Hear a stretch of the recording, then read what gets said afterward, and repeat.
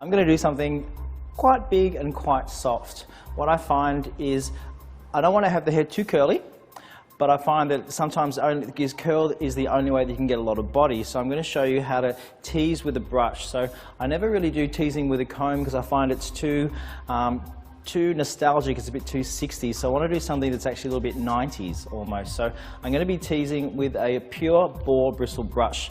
And my aim of this is to keep a very soft look, but I want to have a big, sort of more of a messier look, but without a lot of curl. So what I'm going to do, the reason I'm teasing with a brush is because if I tease with a comb, it's very much in one section. So when I'm teasing with a brush, it's a lot softer and a lot more natural, so I get a much looser sort of feel out of it. And a lot of the shows last season were this sort of 90s, the hair was back a lot more, it wasn't so forward, and it wasn't so 60s as such. So I like to break away from trends normally. So what you need to do is you need to get into the roots really firmly first. Now this hair's already been treated with anti-gravity and it's already been sort of round brush blow wave, so it's already got the body in there, but sometimes a round brush blow wave can be a little soft. So what you have to do is tease into the roots quite firmly and then lightly tease over the ends. Now your aim is to brush this out so you don't have too much teasing in it. So this is purely to get a lot more air in the hair. So what you're going to do is get right down into the roots, nice and firm, like this, and as you come up to the ends, you lightly tease it, because you're going to keep the roots knotty, but you're going to brush the ends out. And your aim is to join each section in with the other, so you can see how much volume we've got. Not that it's going to stay like that, but you want to get all those roots fully teased up and all joined in together. So ram, ram, ram, and then you join that section in with your other sections, but you're just doing a very light tease. When we're working on photo shoots, the hair has to hold for like 16 to 18 hours, so you really need to make sure that you work it. And I find that a lot of times this sort of art of hairdressing gets really lost because people just forget what to do, so this is a very, very important step. So I'm just going to go right through the top. I always start at the top of the head, purely because it's just easier, you don't have to section off the hair, and then I can see what I'm doing because I focus on the front and the top rather than focusing on the back. If you spend all of your time sectioning the back of the hair, what happens is all of your energy and work is done back here, and when you get around to here, you've got no energy left. So try and expend your energy at the front of the hair, and then you can fudge the back a bit because no one really sees it. So the crazier it looks here, the better it's going to look later on. So you get right in, you can see we're right in there, and then we lightly tease and then blend. And normally this would be like, oh my God, what's he doing? But this will come out beautiful and soft and big and give a lot of thickness to the hair, so it's very good for fine hair that doesn't respond well. Right, now as you can see, it's a bit of a mad woman's knitting.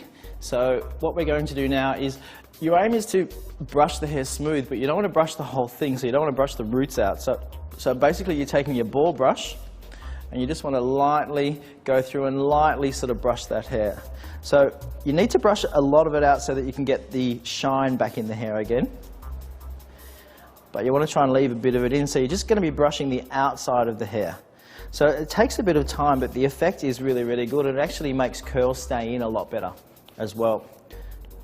So this is an old 80s method called back brushing.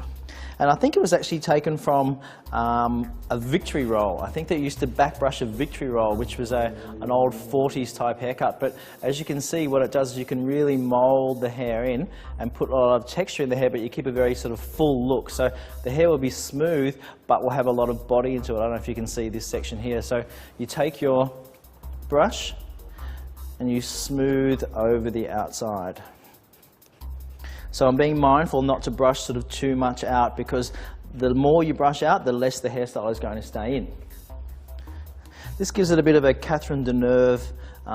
There was a film called Belle de Jour, and she had very sort of smooth hair, but it was nice and thick, but still has a nice like softness to it. So it's not sort of hard looking. We want it to look like pretty. We want it to look pretty thick as well.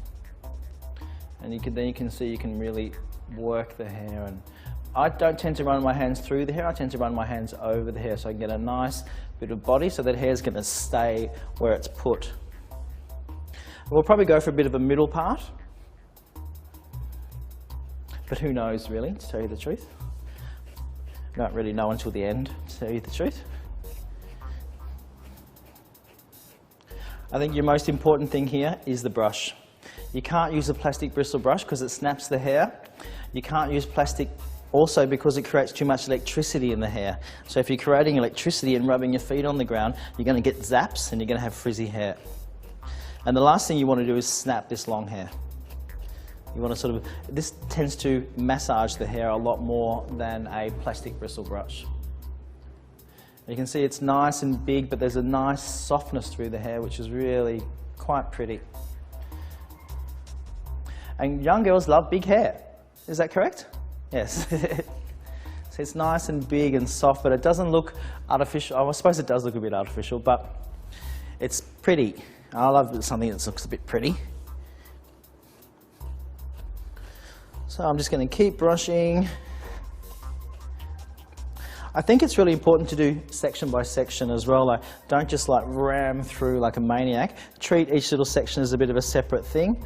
Mold it how you want it, because the longer the hair sits in place, the better it will be as well. So always make sure that you're very definitive about the way that you comb the hair, because the longer the hair sits in that place, the longer it'll stay in that place. But if you're flicking all the time and going mad, you're going to take the life out of your hairstyle. So just be very quiet and considered. Okay, so what is really important too is to really think about your shape. So when you're choosing your shape, where I'm trying to go for something a little bit more height here, and I want that to pick up and sit just a little bit. I'm not going to be too severe, so I'm just getting those ends nice and smooth. And I don't think I want to use a lot of hairspray as well, because this look is quite soft. It needs a little bit of hairspray, but leave your hairspray to the very, very end, because you don't really want it to be too stiff as well. So when you're getting to your last section, the front should of course be the softest part. So what I tend to do is just get that brushing straight back, and I'm going to have a bit of a part in the middle and really get the hair quite close around the face and leave a lot of height on top. And someone just mentioned before that it's a bit sort of Stepford Wives, and I quite like that, to tell you the truth. It's very glamorous, very groomed, but this process makes it look still a bit soft. So we're just going to keep brushing. I'm being very considered on the bits that I'm brushing as well, because I want to try and keep in a bit of teasing. And then I will get right to the very front and just part that. I'm just going to have a very short part. So I'm not going to part it all the way through. I'm just going to part it a little bit at the crown. A couple of inches in. And then I'm going to leave that crown to sit up. So let's get in there.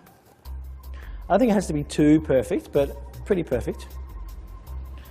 And we come in nice and flat around the sides. And then very gently work it through, like don't go mad.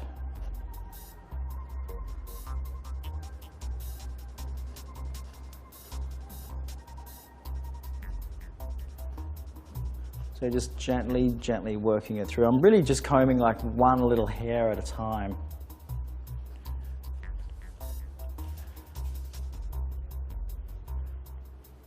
And then a bit of spray on that will just smooth that over. Or if you really felt like it, you could brush the whole thing through and have no height on top, which I think is cute still.